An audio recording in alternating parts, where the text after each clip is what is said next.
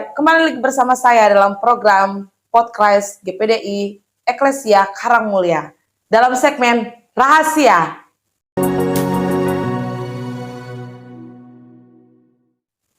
Renungan Harian Eklesia. Puji Tuhan. Pada saat ini kita buka Alkitab kita yang terdapat di dalam Yeremia pasal yang ke-33 ayatnya yang ke-11. Ayat ini sangat menguatkan setiap kehidupan saya pribadi dan saya yakin percaya setiap kita yang menonton dalam segmen ini, podcast ini, saya yakin percaya akan juga diberkati dalam ayat ini firman Tuhan. Puji Tuhan. Kita buka di dalam Yeremia pasal yang ke-33 ayat ke-11 bunyinya begini.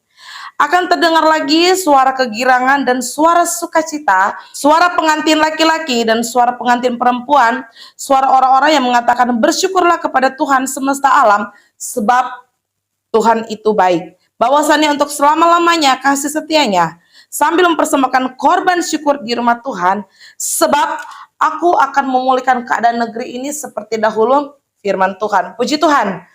Puji Tuhan, pada saat ini, maksud dalam firman Tuhan ini, bagaimana kita harus tetap bersyukur kepada Tuhan, memberikan pujian kepada Tuhan, korban syukur kita kepada Tuhan, karena Tuhan Yesus baik dalam setiap kehidupan kita. Seperti dalam Yohanes 3 ayat 16 mengatakan, karena begitu besar kasih Allah akan dunia ini, sehingga dia mengaruniakan anaknya yang tunggal. Supaya apa? Supaya setiap kehidupan kita diselamatkan oleh Tuhan. Haleluya, puji Tuhan. Maka dari itu apa yang harus kita persembahkan kepada Tuhan?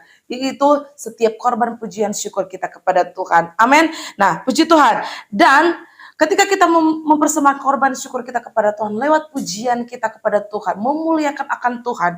Saudara-saudara, janji firman Tuhan dalam setiap kehidupan kita adalah Dia akan memulihkan setiap kehidupan kita. Seperti ayat ini, dikatakan di bagian akhir, sebab aku akan memulihkan keadaan negeri ini seperti dahulu, firman Tuhan.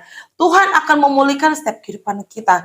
Mungkin pemulihan dari usaha kita, rumah tangga kita, apapun itu yang menjadi pergumulan kita, Tuhan akan mengadakan pemulihan itu. Mujizat Tuhan akan dinyatakan dalam setiap kehidupan kita.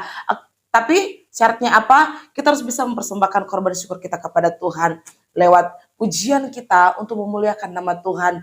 Ingat saudara, dalam kehidupan Rasul Paulus dan Silas, ketika mereka dalam penjara, dalam waktu tengah malam, mereka menaikkan pujian kepada Tuhan. Apa yang terjadi saudara? Mereka terlepas dari belenggu dan penjara terbuka.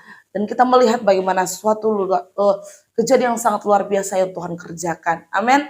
Dan juga Rasul Paulus pada saat itu, dalam kehidupan mereka, dalam saat itu ketika mereka menaikkan setiap pujian, mereka memenangkan jiwa-jiwa pada saat itu. Puji Tuhan. Saya akan percaya setiap kita, ketika kita mau menaikkan setiap pujian kita kepada Tuhan, yakinlah saudara, akan dipulihkan, keadaan kita dipulihkan, karakter kita dipulihkan, kehidupan kita dipulihkan untuk kemuliaan nama Tuhan. Saya akan berdoa untuk saudara.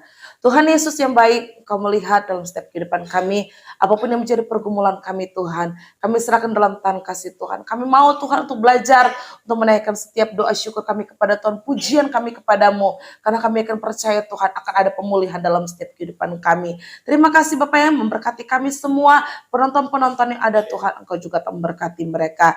Dalam nama Tuhan Yesus, haleluya, amin. Haleluya.